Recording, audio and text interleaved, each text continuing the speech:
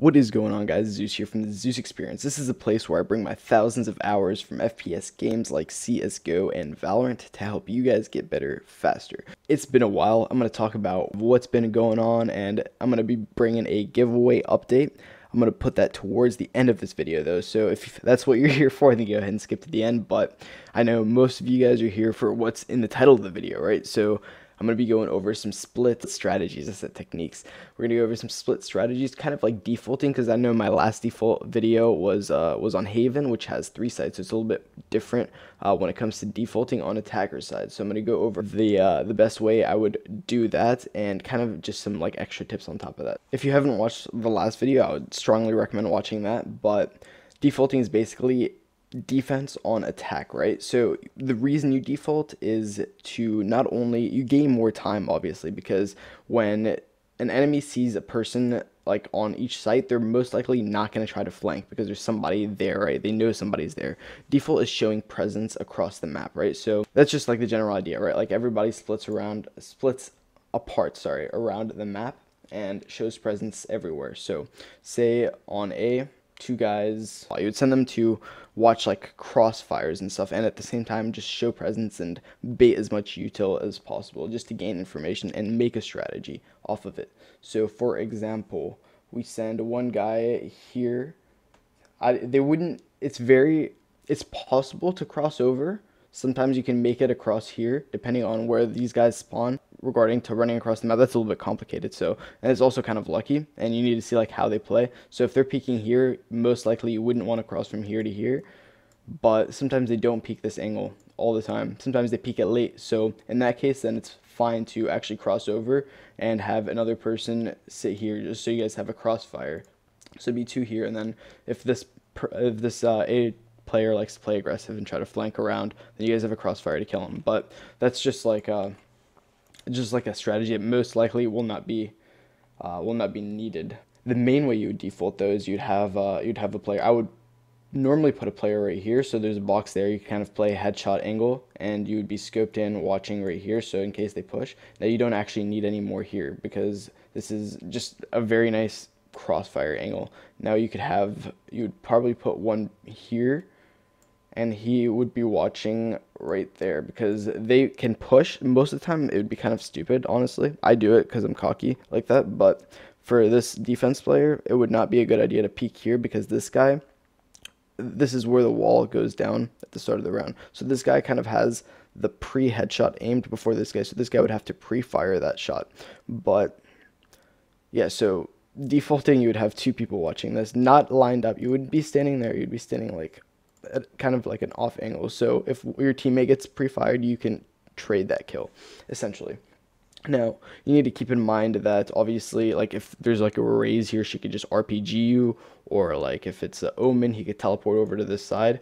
But for the most part, you should be able to hear that, and if there's an Omen, you should be able to expect that because that's a very, very common Omen play. So something you can do here is literally just expect it, and you could troll them too. It's so funny because people will teleport and they're like, "Oh, I'm a good Omen." They're not gonna expect this, and you literally like can hear the teleport. It's so funny, but for the most part here I would prefer 2 people, and then I would put the other 2 here mid. So this guy generally, unless like he's terrible aim, like he has a headshot, he's like, what's it called, head glitching, and this guy has to headshot him. This guy should be able to get the shot off way earlier.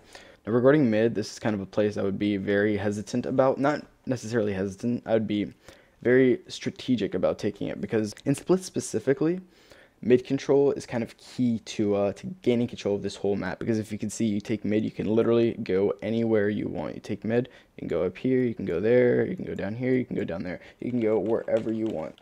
Now these red dots here indicate where the players are at. I'm gonna draw some arrows to indicate where they should be looking for a default, like a proper default. So here, obviously the wall is right here, so it's gonna be hard for him to actually get a peek. And same thing for this guy, especially if if the guy invents here, one of these guys probably has an op, right? And if there's an Omen, sometimes they'll even do a one-way smoke here. So this guy is most likely screwed. So here, this is where you just kind of keep baiting the util. You could shoulder peek, but they're kind of, it's hard to, they can't see this guy, right?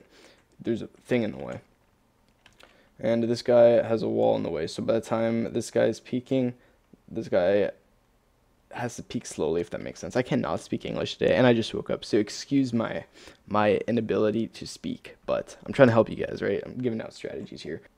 As long as these two guys here are baiting this guy's util, eventually he will run out of util, right? And you could also do, I want to say shoulder peek, but it's more of like a bunny hop into a curve. I'll make a video on that later as well, but it's kind of just like baiting this op shot. So you show him like the tip of your shoulder, like as you like strafe out for like a millisecond. He shoots thinking like you're actually coming out, but you're not. You're curving like right back into where you came from. So it kind of looks like this with like a jump, right? So it's really fast. But he misses his op shot, and either your teammate or you could peek and trade that op shot.